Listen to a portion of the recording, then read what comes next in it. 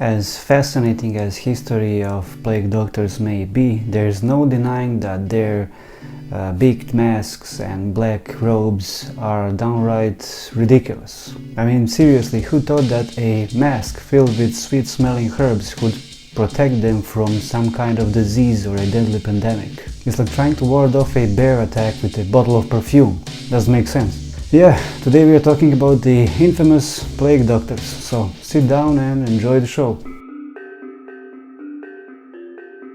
Plague doctor's outfit is one of the most recognizable and absurd costumes in history. The outfit consisted of long black robe, gloves, boots, a wide-brimmed hat, and of course the infamous beaked mask.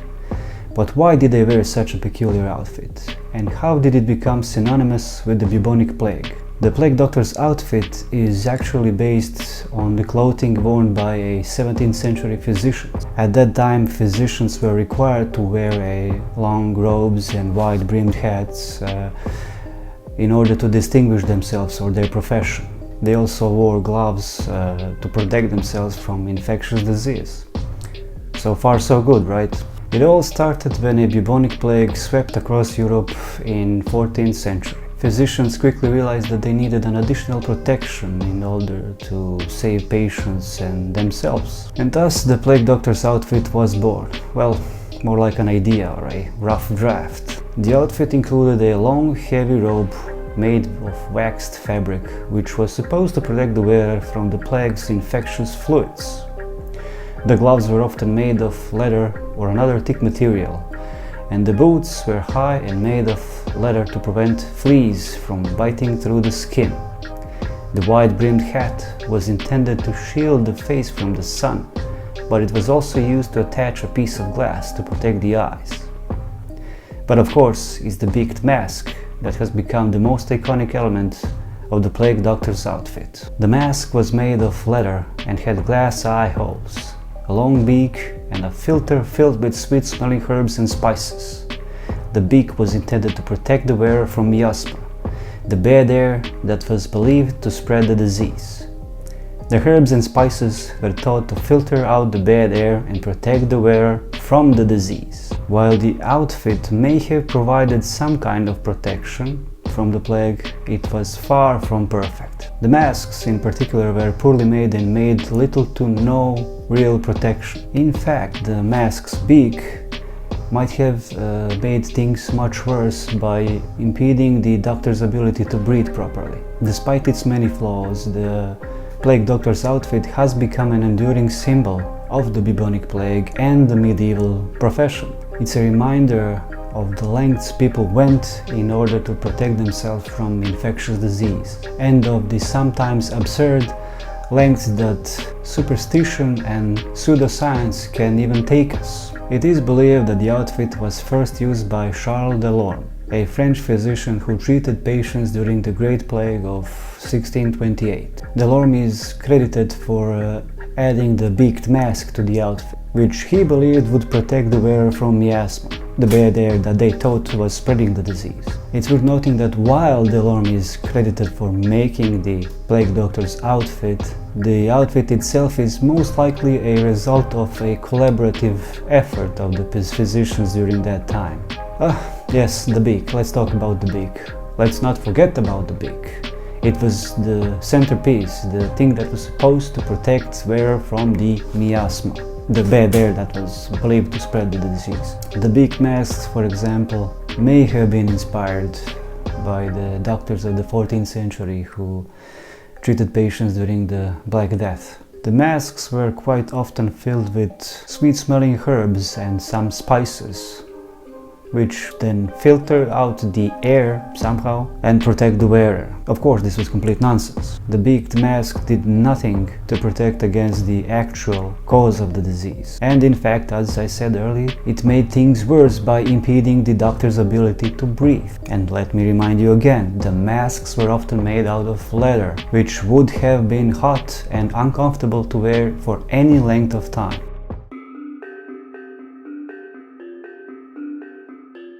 Now, clothing aside, let's not forget the fact that these so-called doctors were often nothing more than charlatans or quacks, preying on the fears and superstition of public. They sold bogus cures and potions, stole from sick and dying, and were generally more concerned with filling their own pockets rather than curing the patients. But perhaps the most absurd thing about the plague doctors was the method which they were supposed to diagnose the disease. According to the medieval medical theory, the bubonic plague was in fact caused by the imbalance of 4 humors: blood, phlegm, yellow bile and black bile.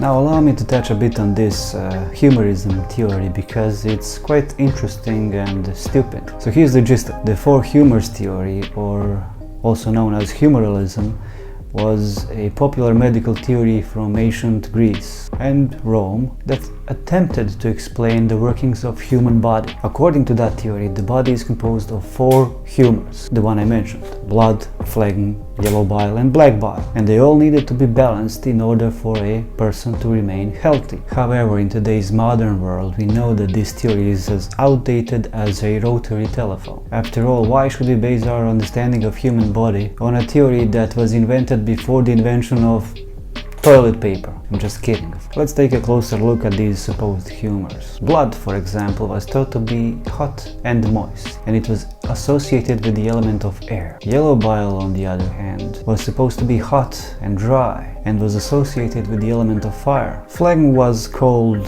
and moist, and it was associated with water, and black bile was cold and dry, and it was associated with the element of earth. It all sounds like something out of Dungeons and Dragons game, but the problem with the 4 humors theory wasn't just that it was based on the outdated ideas about elements, it was also that it led to some ridiculous medical practice. Doctors would often try to balance a person's humors by bleeding them, purging them, or even feeding them some certain types of food based on their humoral properties, if that makes any sense to you. It was kind of a medieval type of juice cleanser. It's quite hard to imagine anyone would take this theory seriously, now at least. After all, if balancing your humors was so important, why didn't anyone notice that cutting someone's arm and draining out a pint of blood might not be the best way to go about it?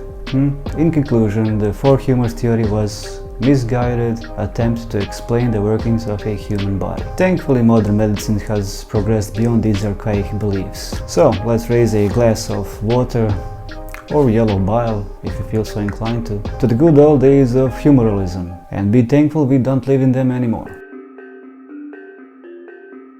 Plague doctors believed that they could diagnose disease by examining a patient's urine, which they would compare to a color chart to determine the state of humors. Yes, you heard that right. Plague doctors would hold someone's urine vial next to a color chart in order to determine the diagnosis based on the color. Sometimes they would even look for traces of blood in the urine, as if that would indicate that the patient was also suffering from the plague. Let me just say this. They believe that person's color, smell, and even taste, you heard that right, of urine could reveal necessary information about their health. It's hard to imagine a more ineffective and ridiculous way of diagnosis. Not to mention that it completely ignored the actual cause of the disease, which was the fleas that lived on the rats.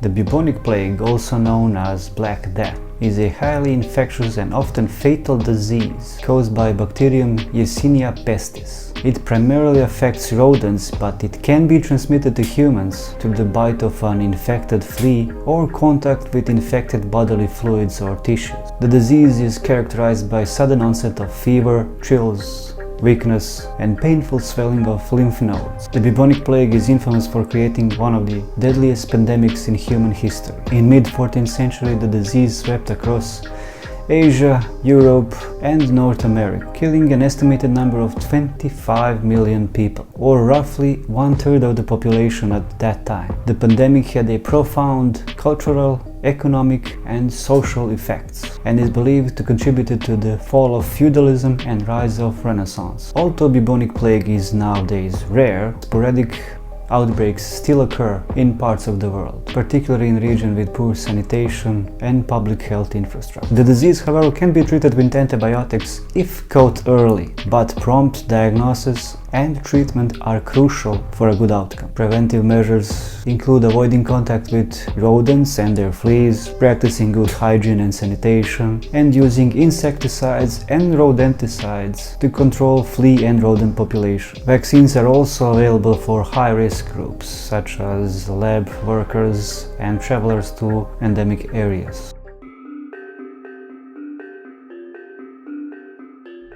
So what can we learn from the absurdity of plague doctors? Perhaps it is a reminder that even the most educated and rational people can fall prey to pseudoscience and superstition in times of crisis. It is a cautionary tale about the importance of evidence-based medicine and the dangers of relying on untested or unproven medicines. But let's also remember that in the midst of all this absurdity, plague doctors did important contributions in the fight against the bubonic plague. They were among the first to wear a protective clothing during the contagious and infectious disease, and they helped popularize the use of quarantine measures. Plague doctors were also responsible for keeping the records of the disease, which helped to track the spread of the epidemic and develop strategies for its containment. And for that we can be grateful, even if we can't help but laugh at their ridiculous beaked masks and urine charts. Heck, even today they are widely represented in popular culture, from movies to video games, mostly as a symbol of death and disease. In the early adaptation of Poe's Raven in 1963, the plague doctor appears as a menacing and foreboding figure. Out of the recent video games, the Darkest Dungeon and Bloodborne come to mind, especially with the whole aesthetic of death and disease. They appear either as playable characters or enemies. In comic books there are too many to even mention. Gotham by Gaslight, in which Batman appears, comes to mind. In the end, bubonic plague was conquered by modern medicine and improved hygiene practices. The iconic image of a plague doctor with their beaked masks and black robes remains a fascinating relic of time when medicine was a bit more superstitious than science. While they were not always effective in treatment of the disease, they played an important role in the history of medical science and the fight against the bubonic plague. Hope you liked this one. It was quite fun making it and also researching about it. Oh yeah, since you stuck around till this late in the video, might as well click the like button, perhaps even subscribe. It's good to be back.